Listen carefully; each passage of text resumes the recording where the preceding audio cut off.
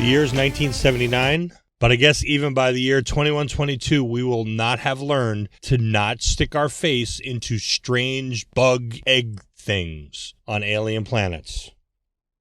This is Alien.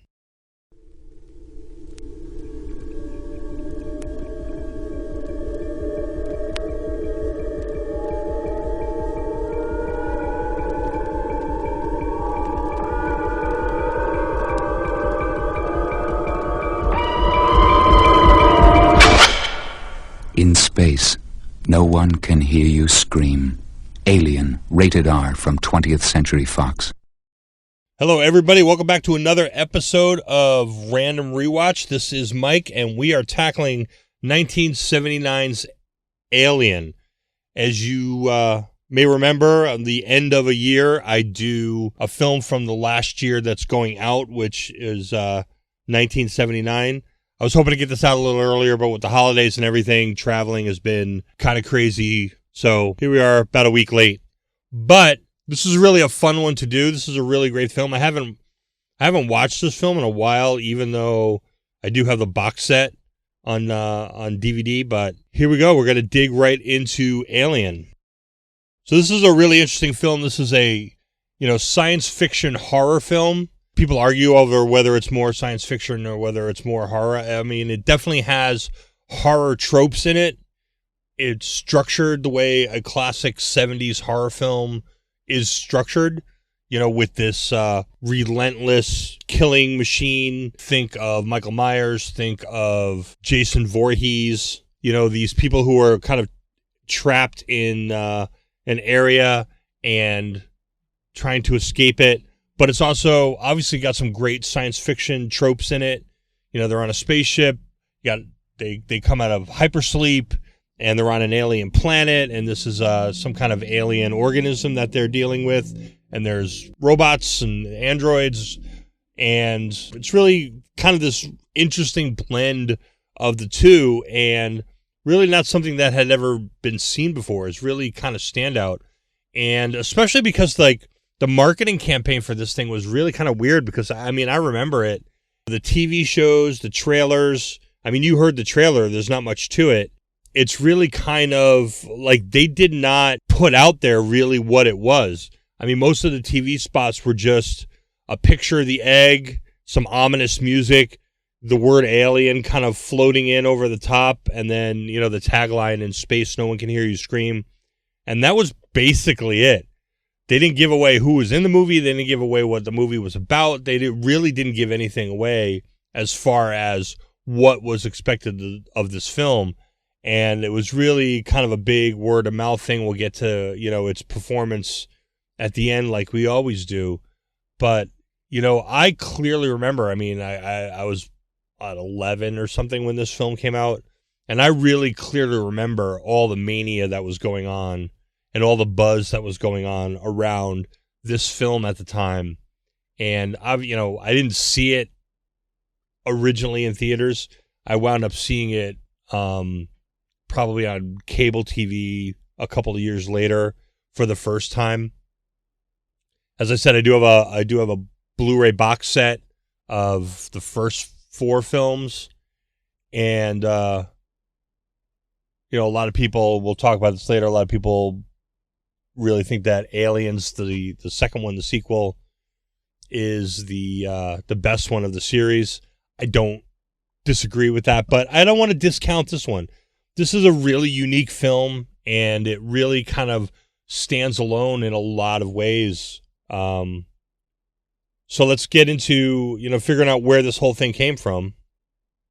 So this started with a guy named Dan O'Bannon, who at the time was a kind of burgeoning screenwriter in Hollywood. He had written a sci-fi comedy film, an independent film named Dark Star in 1974. He had worked on the crew of Star Wars. I think he did some computer graphics and worked with the effects team in Star Wars. Dark Star was a comedy film, but he really had this idea that he wanted to take kind of the same structure and the same ideas that were in that film and turn it into a horror film. So he really wanted to do, something that was set in space with a really small cast. he was working on some other stuff. He would eventually go on to write Blue Thunder, Total Recall, Return of the Living Dead. He's already working on an adaptation of Total Recall, which is an adaptation of a Philip K. Dick short story. We Can Remember It For You Wholesale. He's already working on that in the mid 70s, but he's also got this other idea in the back of his head. He had written a short story called Memory, which had an opening scene of a ship going through space. Its crew was in suspended animation, and they were woken up because of a signal from an alien planet. He would take this and adapt this into Alien. Right around the time he got invited to work on the crew of Alejandro Jodorowsky's adaptation of Dune, which is a film that went through a lot of pre-production but never got made. This really kind of a fascinating story. It's considered to be one of the most expensive films that never got made. There's a great documentary called Jodorowsky's Dune, which really kind of goes through it. So O'Bannon is working on this film's pre-production in Paris with Jodorowsky, and even though the film never got made, he got kind of introduced to some of the art and production design done by guys like H.R. Geiger and Mobius and Chris Foss, and really started taking some of their imagery and these ideas that he had for this space horror movie, the story that he had written for Memory, and he started kind of pushing them all together in his brain. So when the Dune project shut down, he didn't really have anywhere to go. He wound up back in LA, but he didn't have any place to live. He wound up crashing with a friend of his, Ron Shusett, who was another screenwriter, and they started bouncing around some of these ideas. So they took the idea of Memory, some of the ideas that O'Bannon had picked up in Dune, and a story that Shusett had been working on about gremlins on a B-17 bomber during World War II, and they started putting all those together, changing the bomber to a spaceship, kind of tying all the stories together. Originally it was called Star Beast, but then they changed the name to Alien. The big problem that they had was they couldn't figure out how to get the alien onto the ship when Shusett came up with the idea of the alien somehow impregnating one of the crew members, and they were like, boom, we got it. This is it. Let's write it. And they knew that they had a script and a story that they would be able to start shopping out to the studios. They pretty liberally borrowed from a lot of other science fiction stories. One story where the crew finds a giant skeleton. One story where crew lands on a planet and finds a big chamber full of eggs. Jaws had come out, and they were kind of thinking like structurally they could kind of put it like that. Roger Corman, the great Hollywood schlock horror sci-fi guy, was in talks to buy the script from them, but then they wound up getting a better deal from 20th Century Fox. Obviously, once the screenplay is in the studio system, now the studio starts messing with it. They started adding stuff, taking stuff away. There's a lot of tension back and forth between O'Bannon and Shusett and the producers who were kind of shepherding the project through. One of the things that the studio did put into it was the idea of having this kind of undercover android on the crew, which O'Bannon hated, but Shusett thought was really one of the best things that they had contributed. So most of the script was rewritten by a couple of the producers, but the Screenwriters Guild, the Writers Guild of America, wound up giving Dan O'Bannon credit for the screenplay. That whole idea of who gets credit is really kind of a complicated situation and the cause of a lot of consternation and conflict between writers and studios. But O'Bannon winds up getting the credit for the screenplay. So other people at Fox were kind of not 100% sold on this, and they didn't necessarily want to spend a lot of money on it. It kind of sat around in development for a little while. Nobody was really committed to financing on the film. And then Star Wars happened. And all of a sudden, science fiction was the big thing on the block. Although I will defend to my grave the statement that Star Wars is not a science fiction franchise. But that's for another podcast. But stuff set in space was certainly the big thing, and all the studios started gearing up for their big space adventures. Paramount would move their in-production TV sequel of Star Trek Phase 2, would expand it out to become a feature film. Disney was working on The Black Hole. Fox is working on Alien, and they decided to greenlight the film. They set it into production with a budget of $4.2 million initially. The studio in North America paid for it, but it was produced in their studio in the United Kingdom. Walter Hill was attached to it at one point. He famously of films like The Warriors and 48 Hours. I think he stepped off it to work on The Warriors, which would also come out in 1979. A bunch of guys were looked at for directing this film after Hill. Robert Altman, who had done dozens of films, including MASH in 1972. Peter Yates, who had directed Bullet. John Borman, who at that point had done Deliverance and Zardos and Exorcist 2, would go on to do Excalibur. Robert Aldrich, who had done The Dirty Dozen and The Longest Yard. Jack Clayton, who had done The Great Gatsby and Room Top. So a lot of pretty good directors were kind of attached to this, or at least considered for it. At one point, apparently, even Steven Spielberg was considered in the running for this, but he had mid to late 70s, he had a bunch of projects going on, so he became unavailable for it.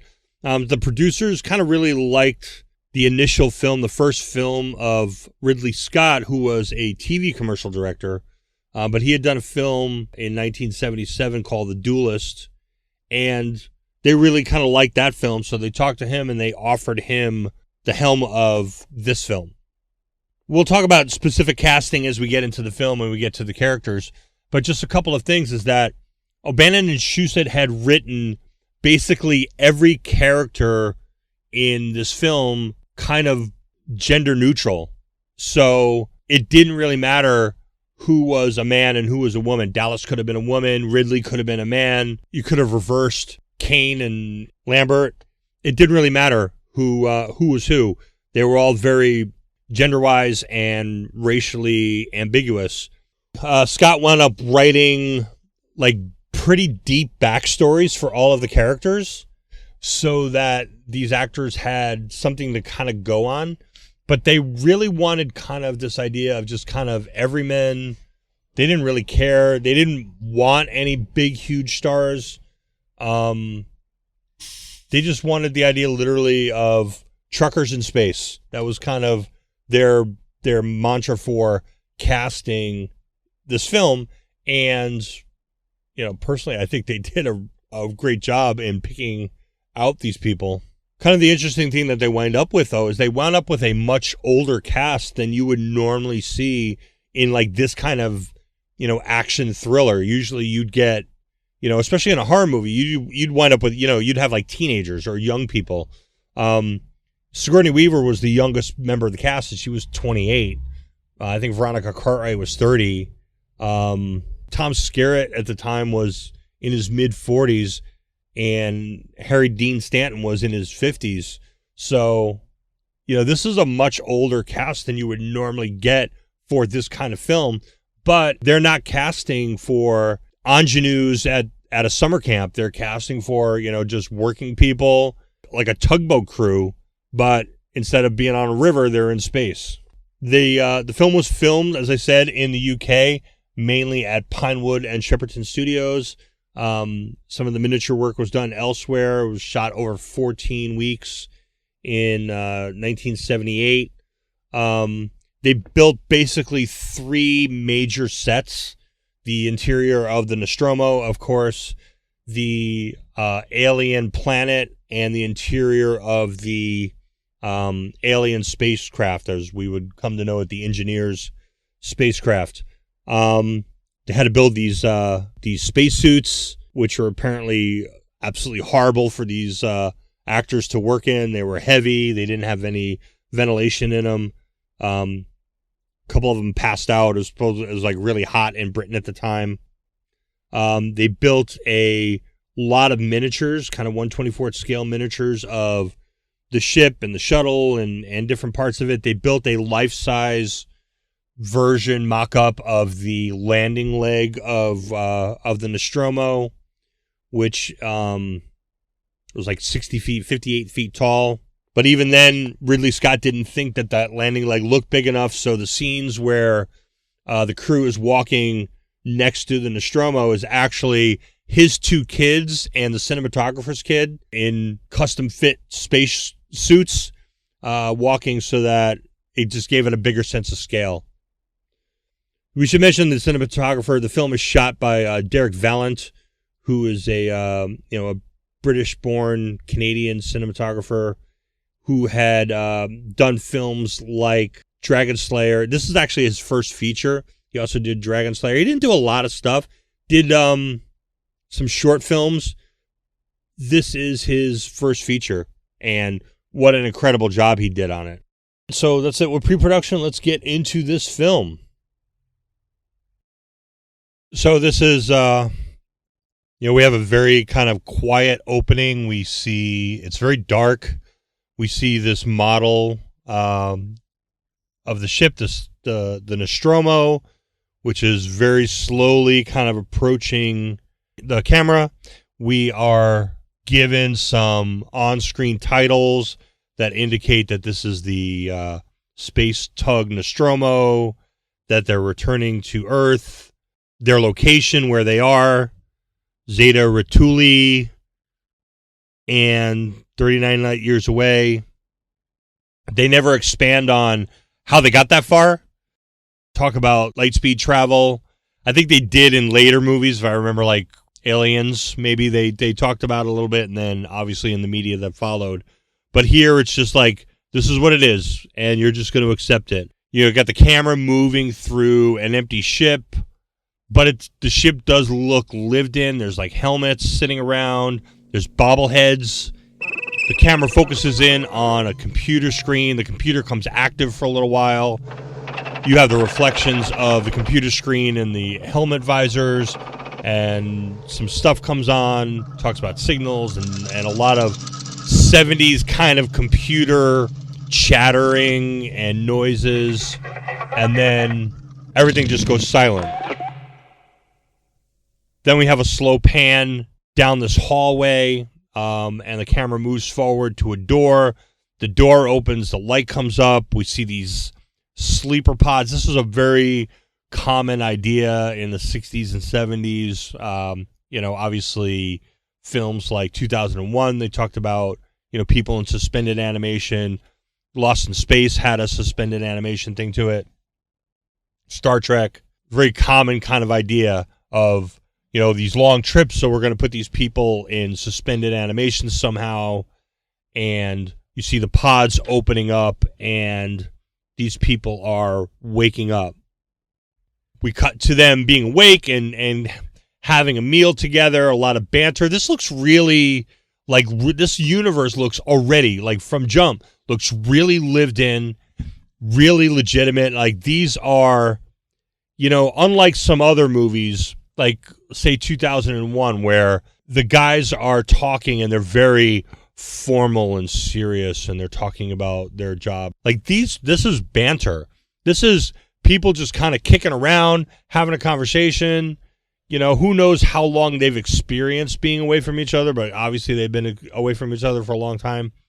Especially when they start talking about, arguing about their bonuses and money. Oh, yeah, right. I just forgot something, man. Before we dock, I think we ought to discuss the bonus situation. Right. Brett and I, we think we deserve full shares, right, baby? You see, Mr. Park and I feel that the bonus situation has never been on an equitable level. Well, you get what you contracted for, like everybody else. Yes, but you get the idea that, Parker especially is just really fixated on how much he's getting paid for everything. They talk about getting pulled out and why they get pulled out, and Dallas tells them all about, this transmission that got received. Some of you may have figured out we're not home yet. We're only halfway there. What? Mother's interrupted the course of our journey. Why? Yeah. She's programmed to do that should certain conditions arise. They have. Like what? Seems she has intercepted a transmission of unknown origin. She got us up to check it out. A transmission? Out here? And immediately everybody starts arguing about it because, saying, hey, this isn't a science vessel. This is not what we do. And it turns out that there's a clause in their contract that if anything comes across that this ship will go to investigate, and that they are, part of what they agreed to is that they'll go along. I hate to bring this up, but this is a commercial ship, not a rescue ship. Right. And it's not my contract to do this kind of duty. And what about the money? If you want to give me some money to do, I'd be happy to. There is a clause in the contract which specifically states any systematized transmission indicating a possible intelligent origin must be investigated. I don't want to hear it. We don't know that's intelligent. I want to go home and party.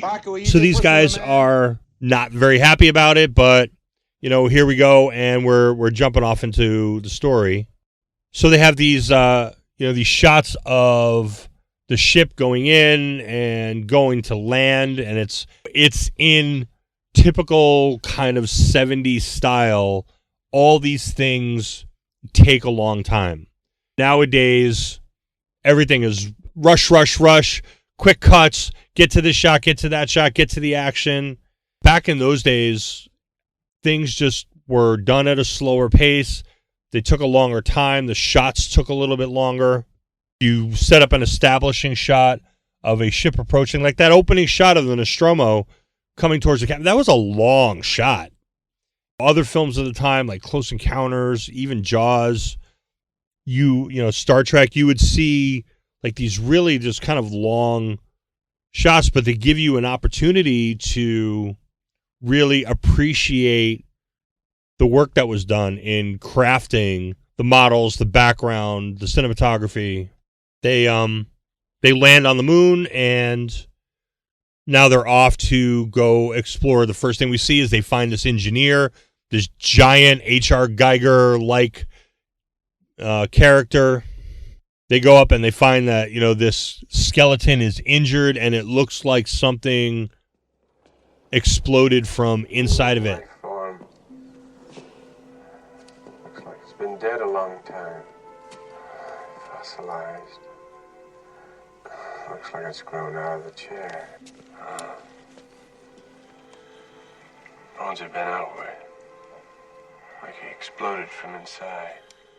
So they go down, they continue to explore through the ship, and Ash and Ripley are still back on the ship, but the rest of the crew is out looking things around. Kane, falls down, finds the egg chamber, and in a oft-repeated blast of cosmic stupidity, decides he's going to stick his face right in it, come right up to it. Let's not worry about this thing. He, discovers that when he puts his light on it, he sees something moving around inside of it. Wait a minute, there's movement. It seems to have life. Organic life. And of course, obviously, we have the first big jump scare where the egg slowly opens and he sticks his face down in it, and then something jumps out, and then it's a cut, and then we don't know the aftermath of that. Like, we don't see the immediate follow-up. And I think a lesser filmmaker would have shown Kane on the ground or shown everybody running over it. You don't see any of that. We cut back to Ash in the Nostromo in the control room or in the lander and looking down, and seeing everybody running towards him and not knowing what was going on. So it's a really kind of clever way to do it, and to kind of, we saw something quick happen. We don't know really what happened. Back in 1979, if you're watching this film for the first time, you don't know about the face hugger. So you don't even know what happened. Oh, did something happen to him? Is he injured? You just see these guys in the distance come running up, and now you've got this argument between Dallas and Ripley about who's going to go into the ship. So let's talk about these characters for a minute. As Captain Dallas, you have Tom Skerritt. Skerritt was probably like the best known cast member at the time. He had done a bunch of films, including some pretty big ones, MASH in 1970, where he played Duke Forrest, Harold and Maude, but I think that was like more of a cameo. he had just come off Ice Castles, which was a movie about a figure skater, which was actually a pretty big deal at the time. I know it sounds weird, but it was a pretty big deal at the time. Up in Smoke, which was another really popular film. Those were his last two films. And so he's coming into this, and he's not really kind of the as we talked about before, he's not really kind of the typical action movie lead. As far as Ripley goes, Sigourney Weaver was by far the least known member of the cast. She was basically a nobody.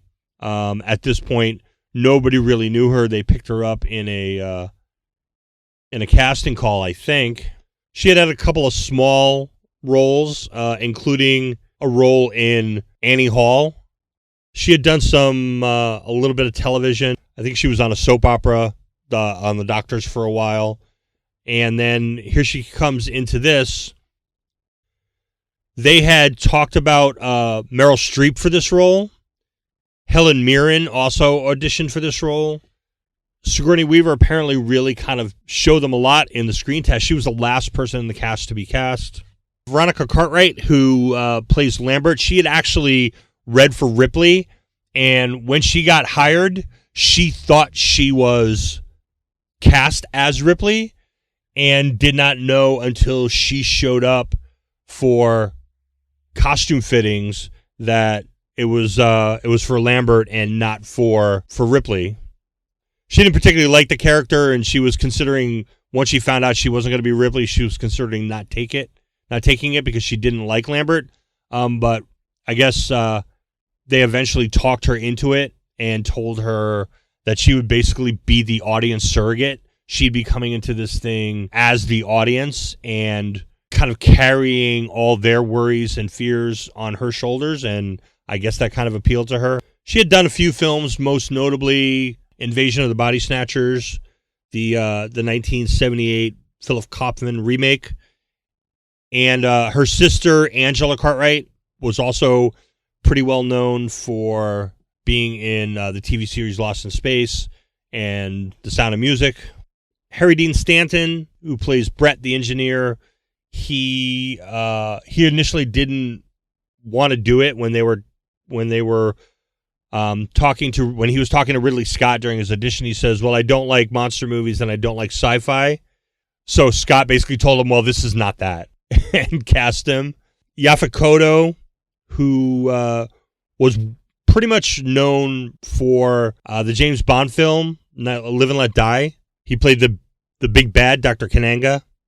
John Hurt was actually not supposed to play Kane. The role had originally gone to an English actor, John Finch.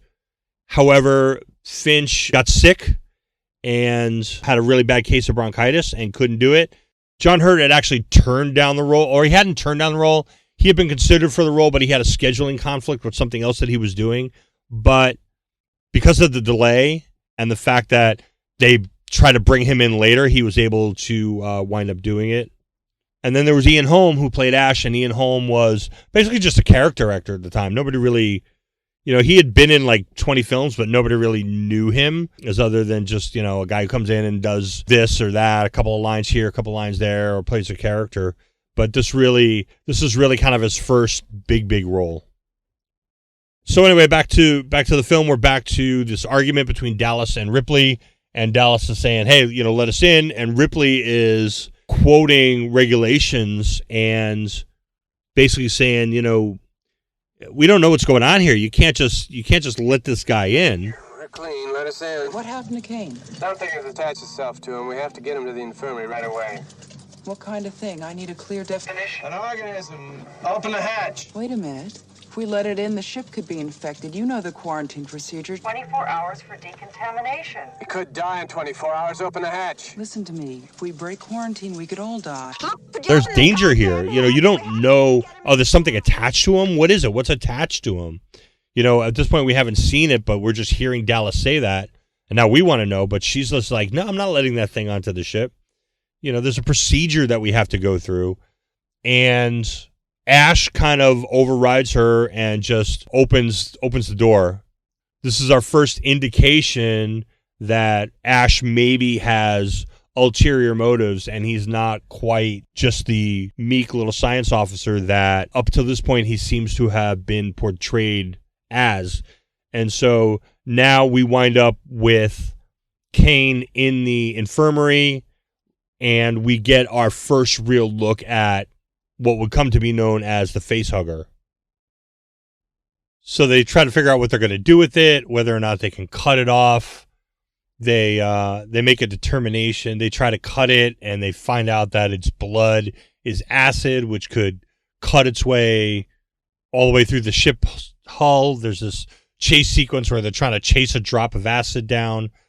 And then, so now we're just kind of sitting around waiting to figure out what we're going to do. There's this conversation with Ash and Ripley where you can tell right away, she does not trust Ash. She thinks that Ash is up to something.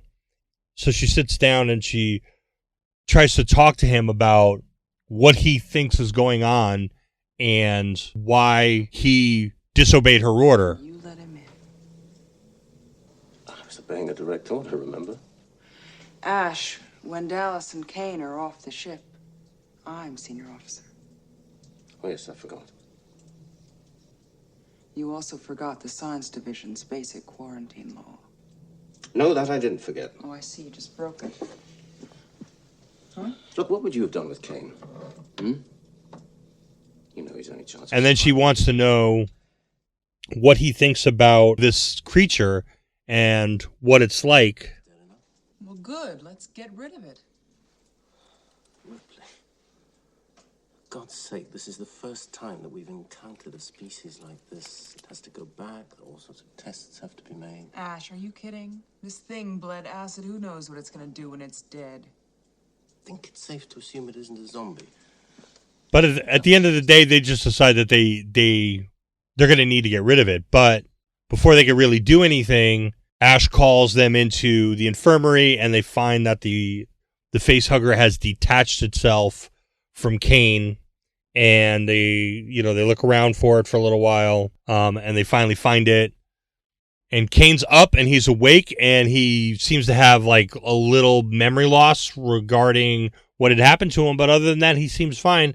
And so now we wind up in probably the most infamous scene in the entire movie, which is the dinner scene. Ripley has this conversation with Dallas about Ash and her mistrust of Ash.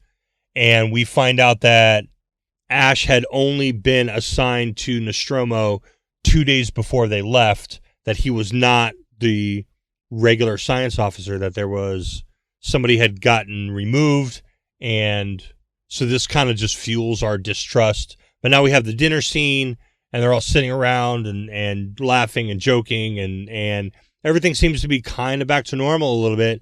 But then Kane starts to convulse a little bit. He starts gagging and coughing, kind of seizing, and they put him down on the table. And then we have the infamous chest burster scene where the alien comes flying out of his chest. It's important to know that Veronica Cartwright was not told, actually none of them other than Hurt were told what was going to happen. So when that blood came squirting out, her reaction is authentic because she didn't know any of that was going to happen, and apparently was not very happy with it. But that her screaming at the blood getting sprayed all over her was a genuine reaction to what Ridley Scott did to her. And now we're right into the movie, and from here on, this movie is a fast clip. I mean, so the movie's less than 2 hours. It's 116 minutes, including credits. So you've probably got about 110, 108 minutes of actual runtime in the film. We're probably halfway through the story at this point, but from now on, man, this movie is just ripping along at a pretty good clip. So they eject Kane's body out into space, and now they're talking about how they're going to hunt this creature down, and they come up with motion sensors and flamethrowers. They go on this hunt to try to find it. Brett, Harry Dean Stanton's character, goes down to find the cat, Jones, in one of the landing leg compartments where the alien is. The alien kills Brett. They figure out that the alien must be in the air ducts, and they're gonna try to chase him with a flamethrower, and they're gonna try to push him towards one of the airlocks, and then they'll open the airlock and they'll get him out. Dallas talks with Mother, the computer, who basically is no help, keeps saying that there's not insufficient data. Ripley has another conversation with Ash, and Ash is talking about how adapted this creature is to whatever its environment is. Come on, Ash. I mean, science department should be able to help us. What can we do to drive it?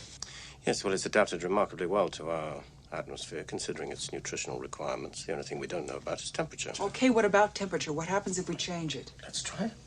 I mean, most animals retreat from fire, yes? Fire, yeah. Parker, can you rig 3 or 4 incinerator units? They go on the hunt for this creature. There's this great sequence where they have the locator and Veronica Cartwright's freaking out, and Dallas is down in one of the passages, and the alien comes. The alien comes and kills Dallas, and now Ripley's in charge. And so Ripley decides that we need to have a plan.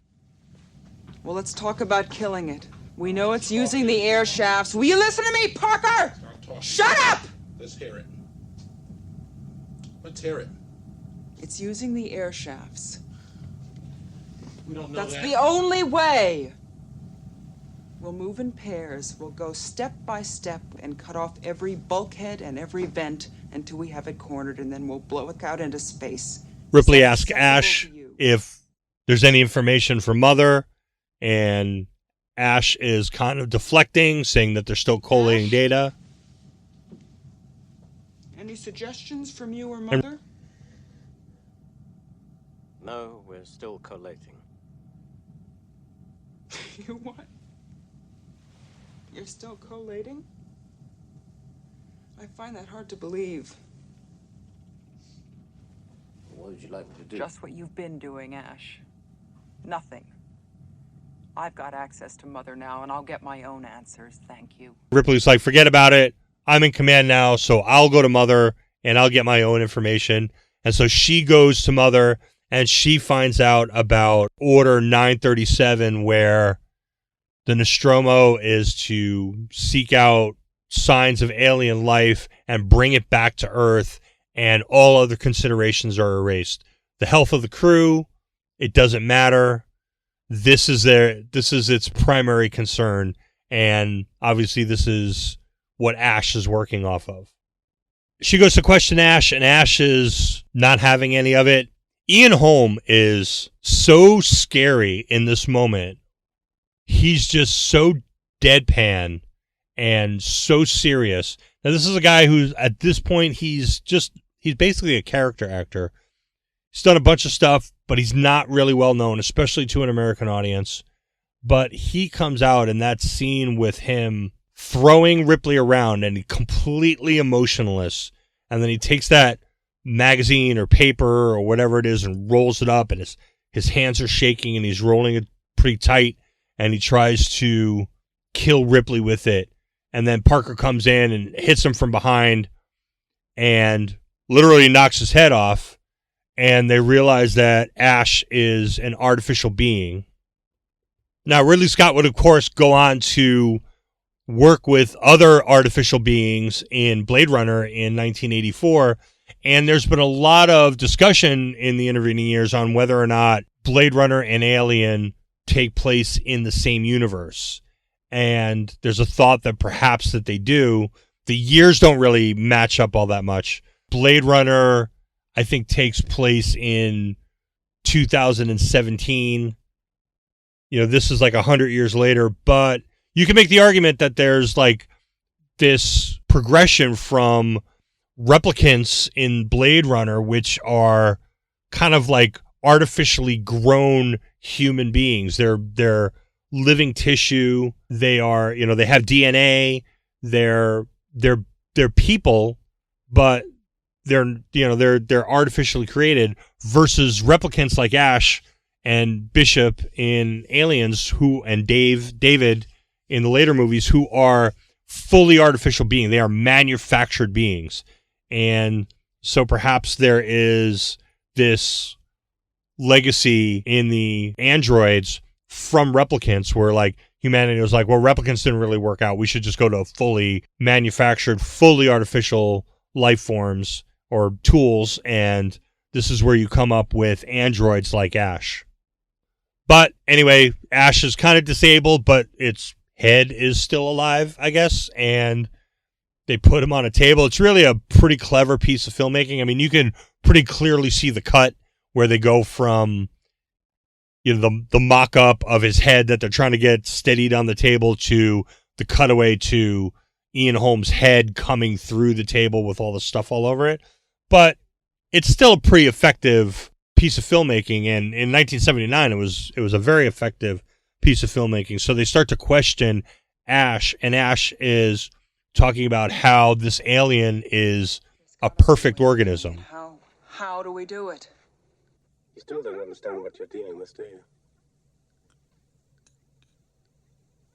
Perfect organism. Its structural perfection is matched only by its hostility. You admire it. I admire its purity.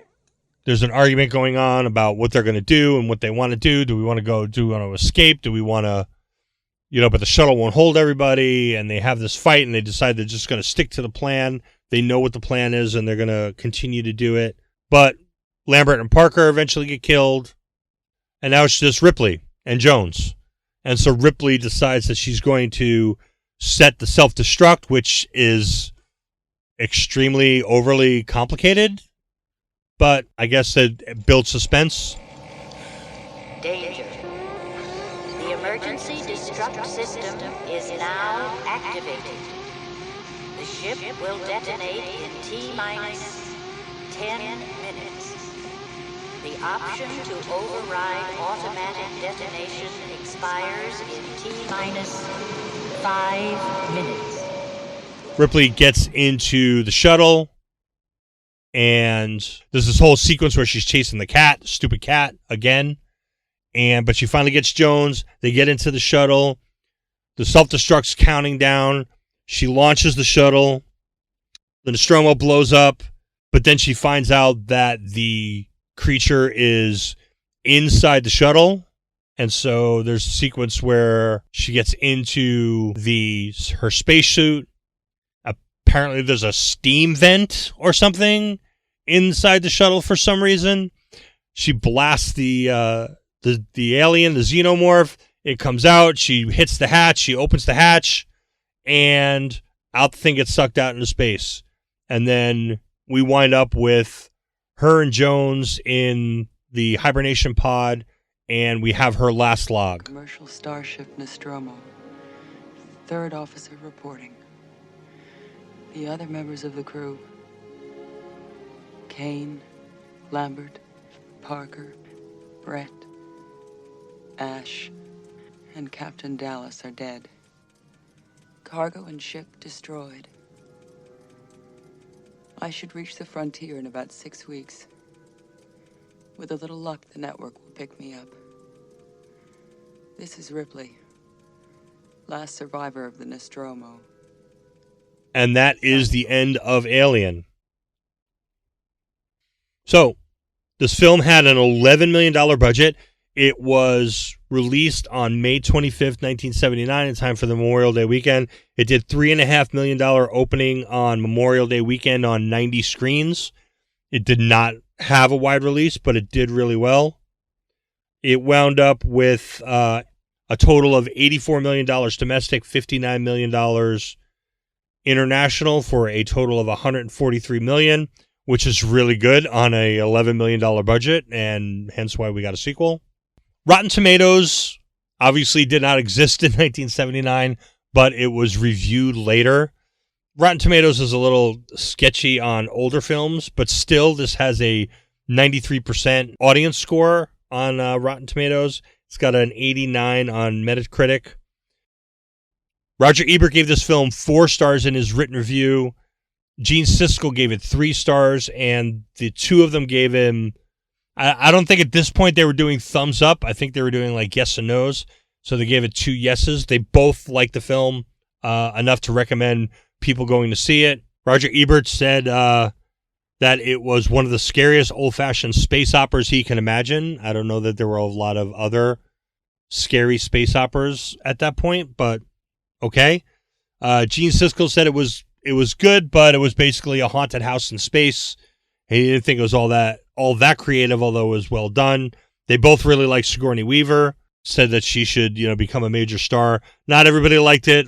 Leonard Maltin didn't like it, although he did kind of redo his review when the director's cut came out. By the way, if you're going to watch it, watch the director's cut. There's a couple different cuts. It's not nearly as bad as Blade Runner with the cuts, but the director's cut is by far the superior cut.